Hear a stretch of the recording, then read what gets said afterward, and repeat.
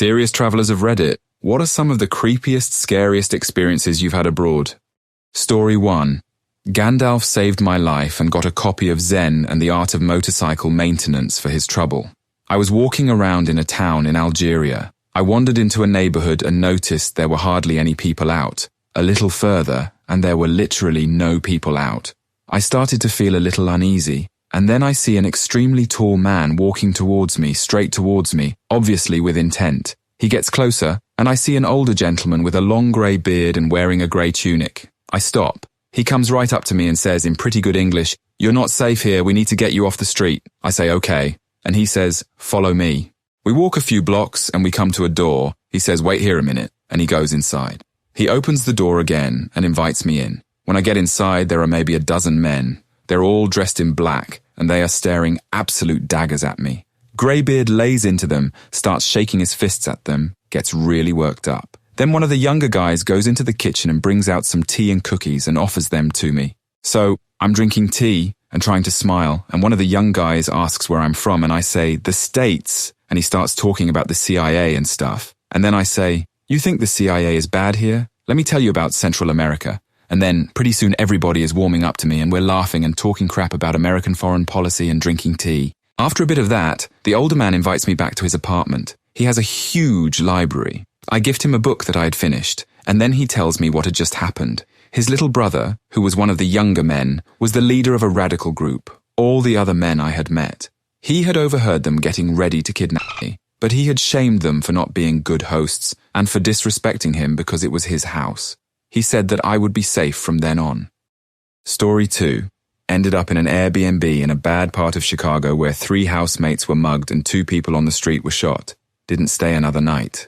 Visiting Chicago from Seattle for a week, I booked an Airbnb with a gentleman understanding that I would be in a household with maybe 5 other people as he did bunk beds in the room. The Airbnb was marketed as close to trains in a decent area and the house looked clean with many useful amenities.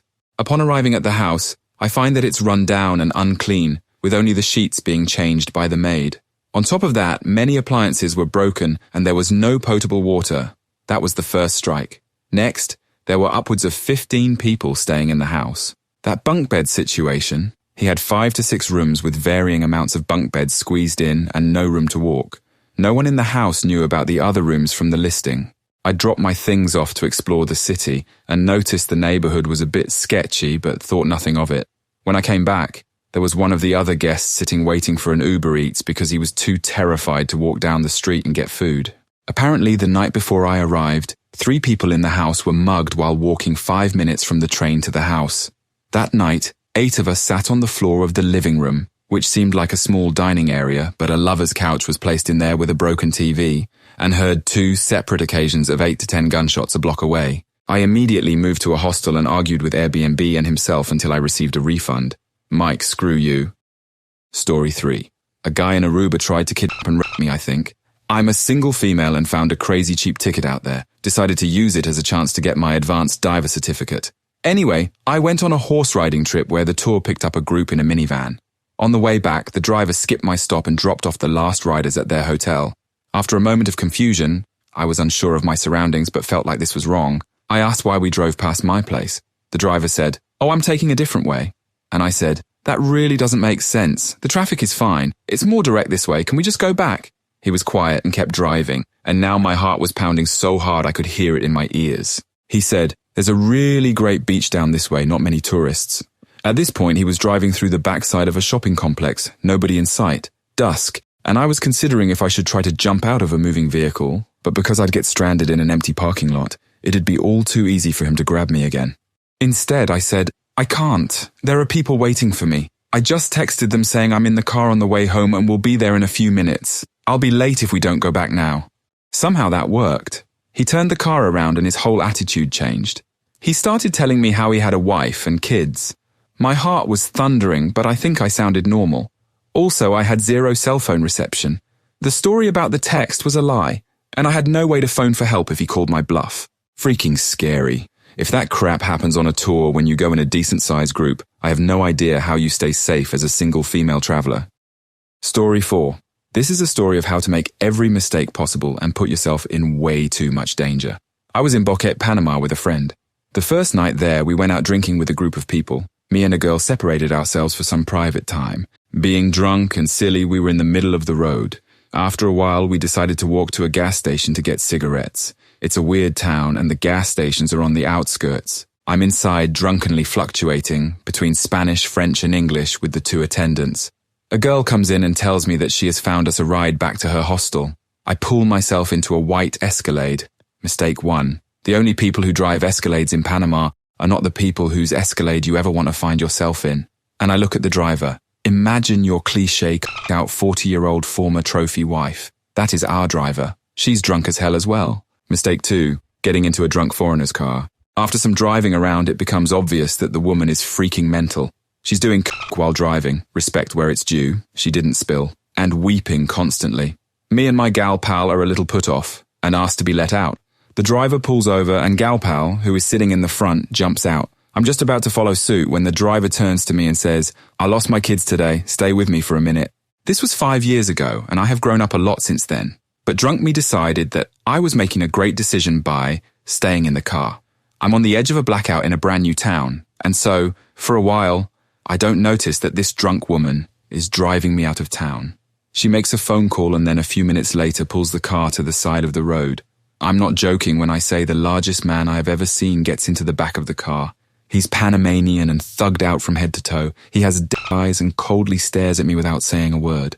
My drunk white Canadian self is sitting in the front seat. Through the liquor haze, my brain is screaming, "Dude, you're in Panama. No one knows where you are. You're alone with this terrifying human who hasn't spoken a word and a clearly messed up trophy wife cuckhead." So I pull out my phone, thinking now is a good time to get a hold of my buddy back at our hostel. Freaking dead. My phone is dead. Mistake 3, never ever go anywhere without having a method of at least getting into contact with the outside world. So we are driving further and further out of town. The houses are getting big and spread out. We pull into a house that has Greek columns in the entranceway, and I'm thinking to myself that I've been kidnapped. Walk into the house, and there sitting at the table is an American dude with a facial scar going from above his right eye down to his lip. It's the angry kind of scar that jumps out at you. The woman who brought me out says she needs to deal with some stuff and leaves me at a table with the Panamanian and the American. I'm thanking God that despite this man's supervillain scar, I finally have a person I can clearly communicate with. The guy immediately starts yelling at me and cursing me out. He drags my ass outside with the Panamanian and starts telling me that this isn't the woman's house and that they aren't here friends. This is her ex-husband's house. He's convinced that she brought me here to hook up with me in her ex's house. I quickly explain the weirdness of the evening. The American calms down and eventually we get settled and start chatting and drinking a bit. I'm in damage control mode and want the American to like me, so I'm drinking and smoking weed and generally trying to be a fun dude. The American gets trashed and starts telling me crap he should not be telling anyone. Tells me that he is a drug runner, places a 1 kilogram bag of on the table to prove it, then pulls a handgun out of his waistband to put an exclamation point on the statement. I'm crapping bricks on the inside, but on the outside I'm all, "Oh, hey, cool."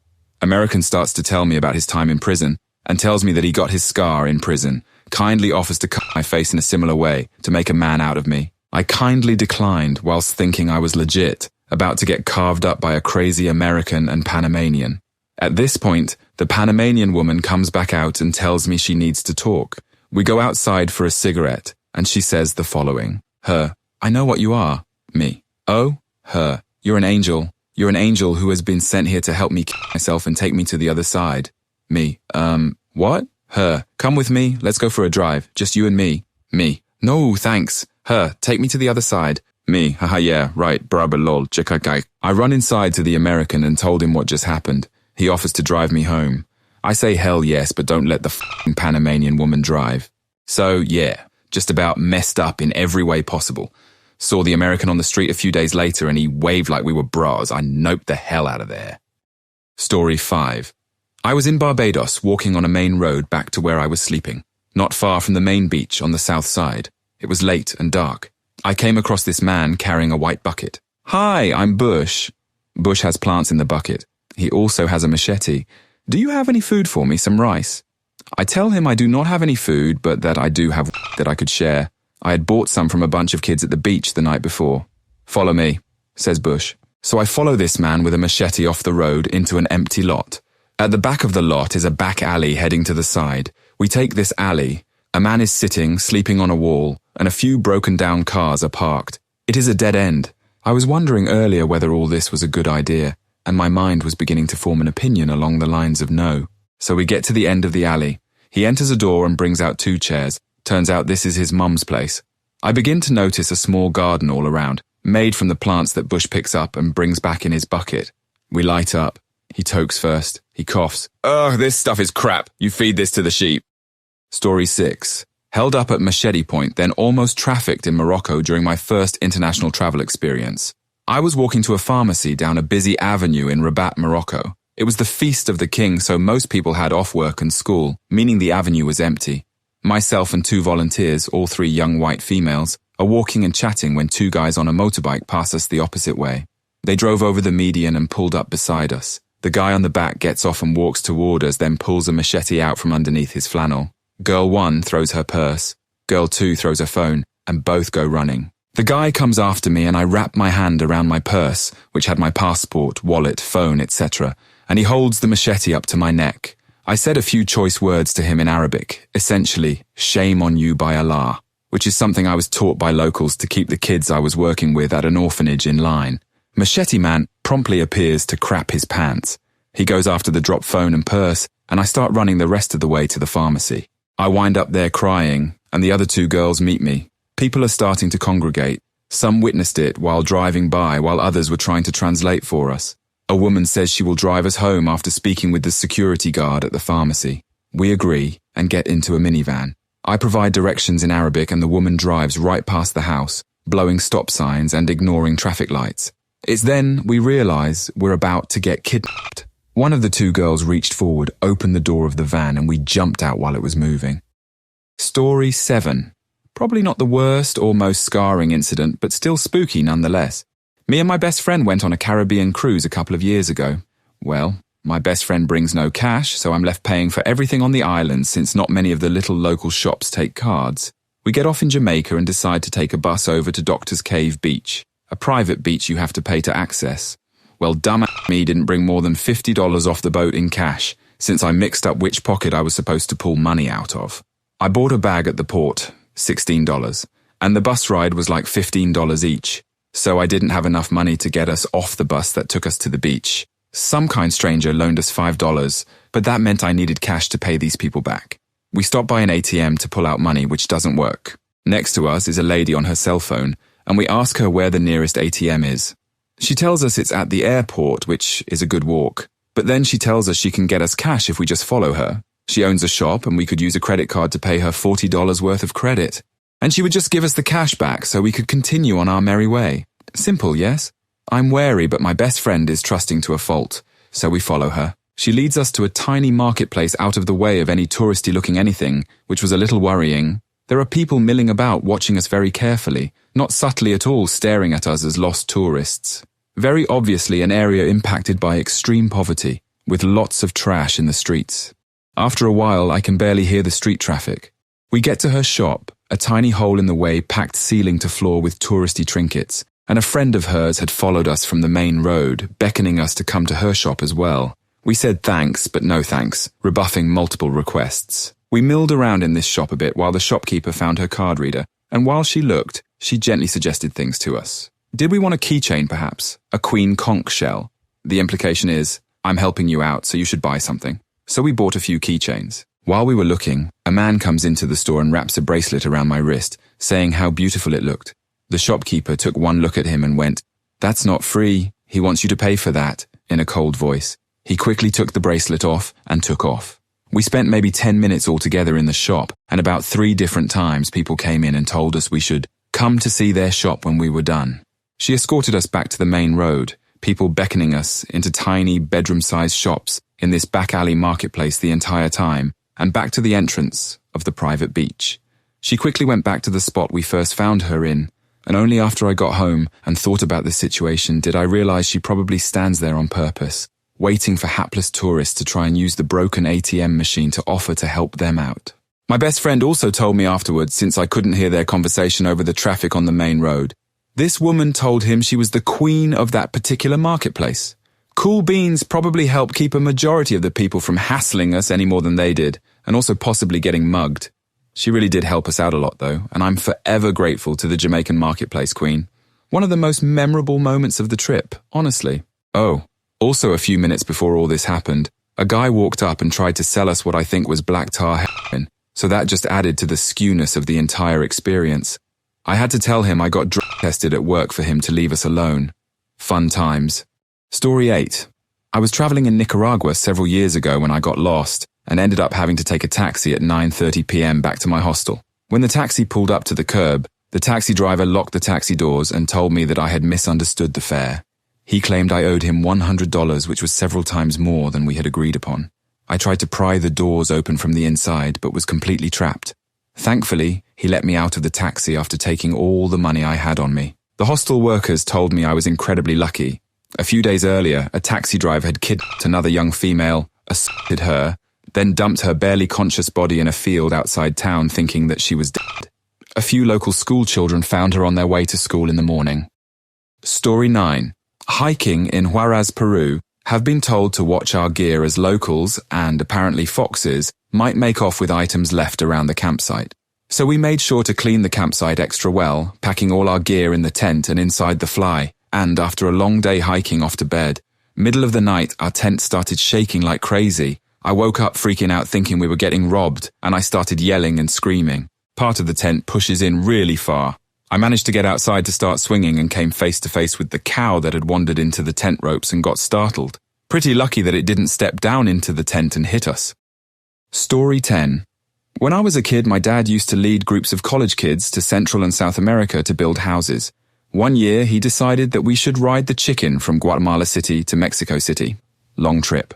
We got to the border and a soldier with a hell of a big machine gun got on the bus and looked around, saw that we had about 15 college girls on the bus, and then went and talked to someone on the phone.